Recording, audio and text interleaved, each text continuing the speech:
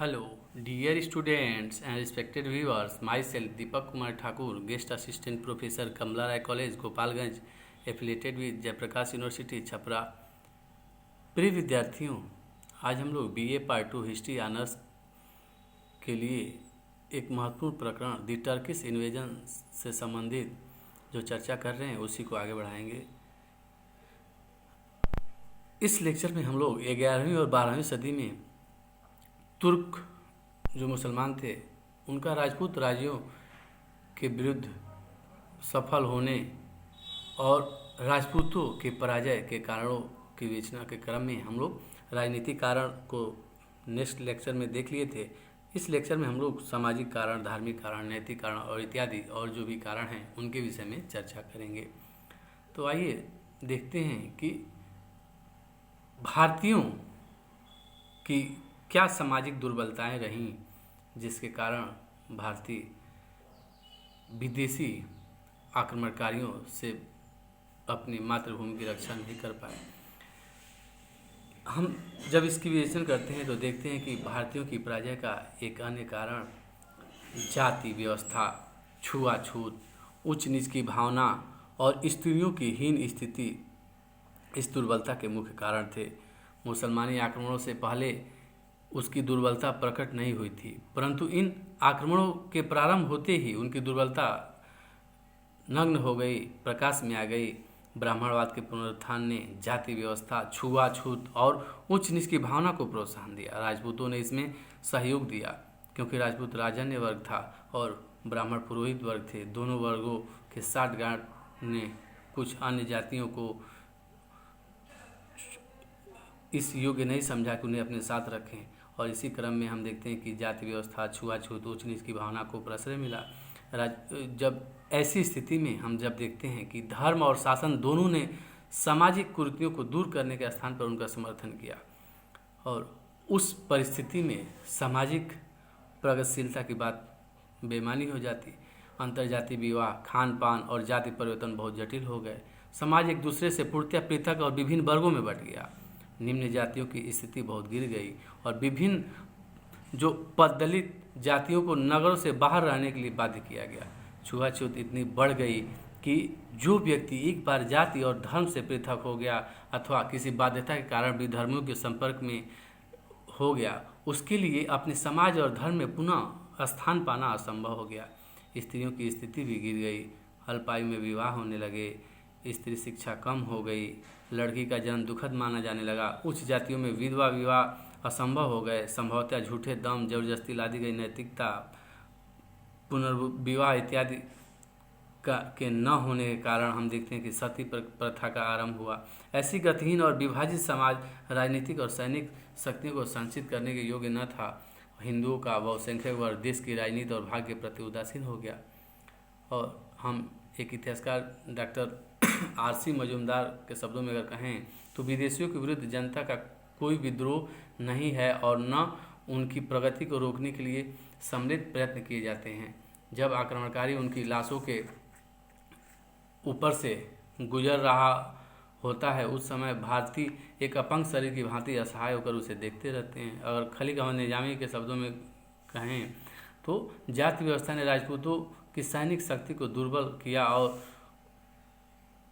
क्योंकि युद्ध करना एक विशेष वर्ग का कर्तव्य समझा गया। उन्होंने आगे अपनी बात को बढ़ाते हुए लिखा है कि भारतीयों की पराजय का मुख्य कारण उनकी सामाजिक व्यवस्था और अन्यायपूर्ण जाति भेद है, जिन्होंने उनके संपूर्ण सैनिक संगठन को आरक्षित और दुर्बल बना दिया।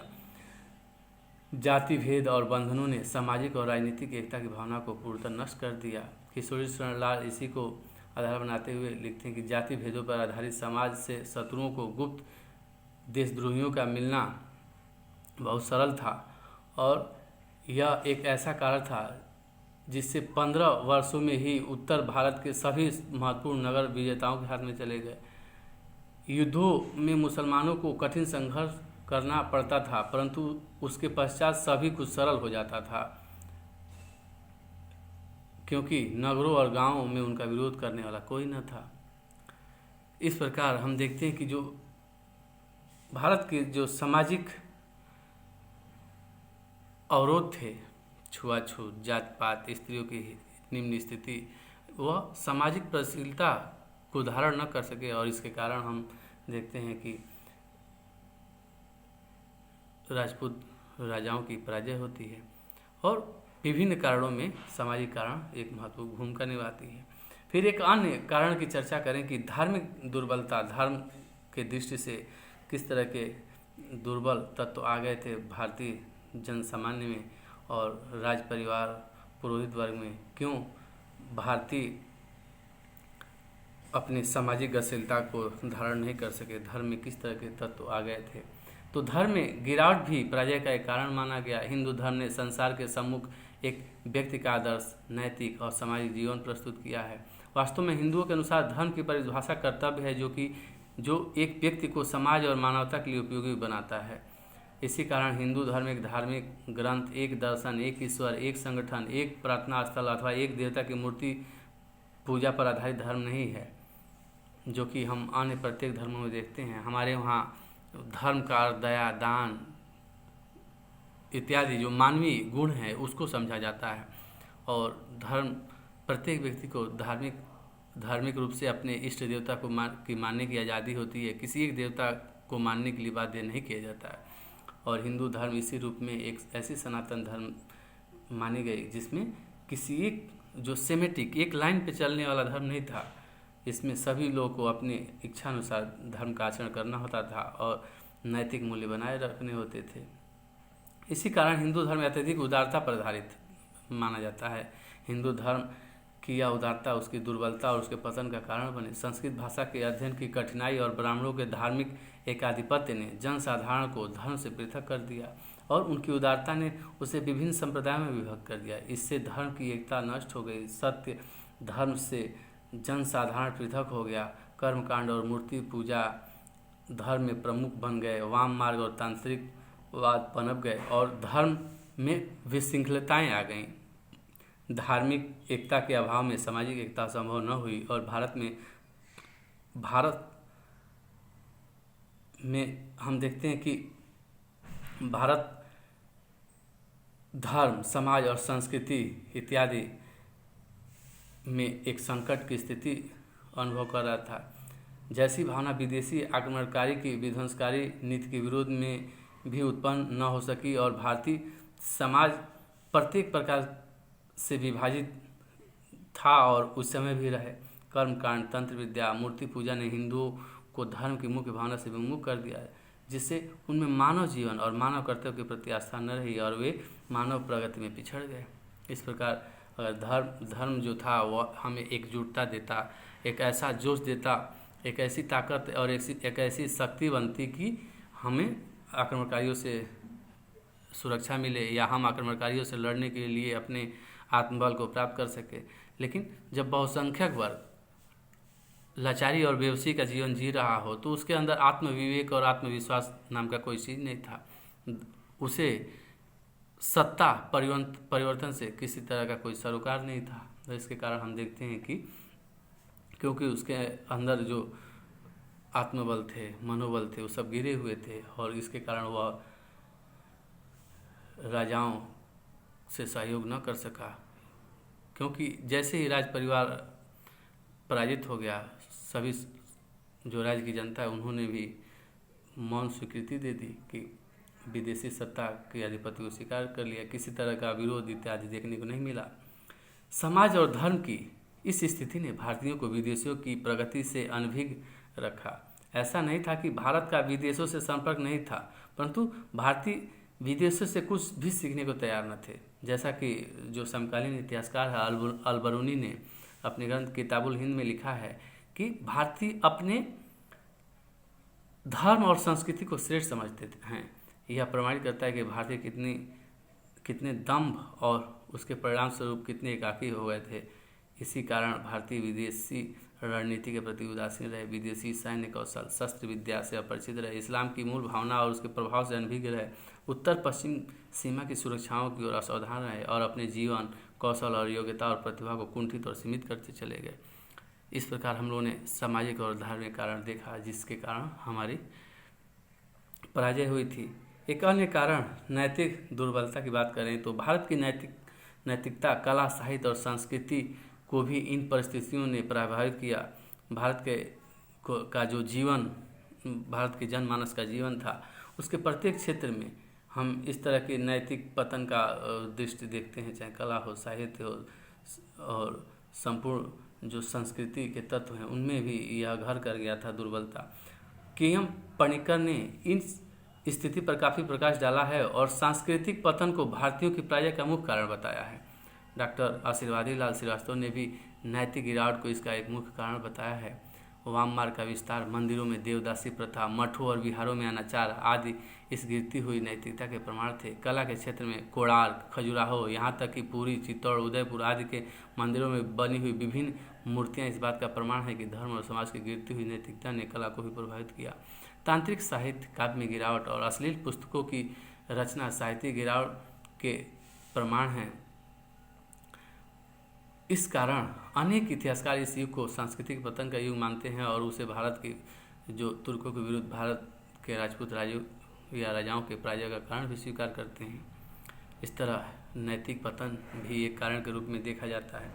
एक अन्य कारण हम देखें, उत्तर पश्चिम सीमा की सुरक्षा के प्रति उदासीनता। उत्तर पश्चिम सीमा की सुरक्षा के प्रति उदासीनता। ऐसा नहीं था कि भारत में पर जो तुर्कों का आक्रमण हुआ वह पहला आक्रमण था। इसके पहले भी अरब आक्रमणकारी आए, हुड़ आए, शक आए, पार्थियन आए, यूनानी, कुषाण इत्यादि बाह्य आक्रमणकारी आए और भारत पर आक्रमण किए। हम जब अपने राजनीतिक तत्वों की बात करते हैं तो हमें अपने सीमाओं की सुरक्षा का भी ध्यान रखना चाहिए जब हम अपने राजनीतिक सत्ता को बनाए रखने के प्रति प्रतिबद्ध होते हैं। और भारत विविध क्षेत्रों, भाषाओं, जो विविध प्रकार के यहाँ भाषा, जाति और बोलियाँ, संस्कृति, परंपराएं इत्यादि हैं, फिर भी हमारा जो भारतीय संस्कृति है पूरे भारत को जो हमारा प्राचीन जम्बू द्वीप के नाम से प्रसिद्ध है, उस रूप में एकत्व का तत्व लिए हुआ था, यूनिटी था भारतीयों में।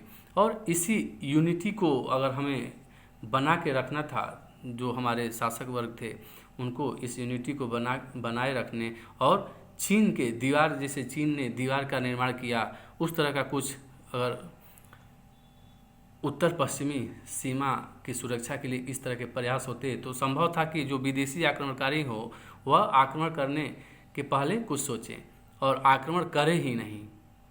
और अगर यदि आक्रमण करें तो भारतीयों को पर्याप्त समय मिले या किसी एक ऐसे राजवंश का इस समय ऐसा व्यवस्था हो कि जो अपने उत्तर पश्चिम सीमा की सुरक्षा के प्रति वह उत्तरदायी रहे। और ऐसा नहीं था कि हम भारतीय जो शासक वर्ग हैं वह अपने देश को विदेशी आक्रमणकारियों के लिए ही प्रस्तुत किए थे, ऐसा नहीं था। हम अनभिज्ञ रहे कि ये जो तत्व हैं बाद के समय में किस तरह से हमारे लिए संकटपूर्ण हो सकते हैं। इस तरह का किसी तरह का तथ्य हमारे राजपूत राजाओं के समक्ष नहीं था और इसके कारण में हम देखते हैं कि पारस्परिक प्रतिद्वंदिता थी। और हम देखते हैं कि जिस तरह सम्राट अशोक के समय में एक बृहद साम्राज्य का निर्माण हुआ था, उस तरह से इस समय किसी सत्ता का अभाव था। लेकिन ऐसा नहीं था कि जो तुर्की आक्रमण हुए उनसे किसी भी तरह से कमज़ोर शासक वर्ग रहा हो, लेकिन अब विभिन्न कारणों से उसकी पराजय हुई। और हम देखते हैं कि भारत में एक नए तत्व इस्लाम का आगमन हुआ और यह बहुत दिनों तक भारत पर शासन करता रहा और फिर बाद में वह भारतीय जीवन पद्धति का एक अंग के रूप में बनकर उभरा। तो राजपूतों का उत्तर पश्चिम सीमा की सुरक्षा के प्रति उदासीन होना भी उनकी पराजय का एक कारण था। महमूद गजनवी के सफल आक्रमणों के पश्चात भी राजपूत शासकों ने न तो पंजाब को दुर्बल गजनवियों से छीनने का प्रयत्न किया और न ही उत्तर पश्चिम सीमा की सुरक्षा की ओर कोई ध्यान दिया। इस कारण मोहम्मद गोरी को सरलता से पंजाब पर अधिकार करने का अवसर मिल गया, जो उसके भारत के अंदर तक आक्रमण करने का एक ठोस आधार बन गया। और इस प्रकार हमारा देखते हैं कि पराजय सुनिश्चित हो गया और भारत में एक नए वर्ग का आगमन हो गया। और कुछ एक जो महमूद गजनवी है, उसने तो बहुत भारत की बहुत सारी संपत्ति को लूट के गजनी साम्राज्य के सुदृढ़ीकरण में लगा दिया। लेकिन हम देखते हैं कि मोहम्मद गोरी ने भारत में ही रहकर शासन सत्ता स्थापित करने का निर्णय लिया। इससे भारतीय संसाधन तो अन्य देशों में नहीं जा सके, लेकिन भारत में एक नवीन वर्ग, एक नए तत्व, एक नए धर्म की स्थापना कर दिए, जिससे भारत की जो यूनिटी और डाइवर्सिटी का कंसेप्ट है उसमें और वृद्धि हो गया। तो इस प्रकार हम कारणों को यहीं समाप्त करते हैं और नेक्स्ट लेक्चर में हम आर्थिक दृष्टि से भारत का स्थिति कैसा था, क्या उसमें भी किसी तरह की दुर्बलता थी, उसकी चर्चा करेंगे। सैनिक दुर्बलता की चर्चा करेंगे और अन्य विभिन्न कारणों की चर्चा करेंगे जिसके कारण राजपूतों का पराजय हुआ और तुर्कों का विजय हुआ।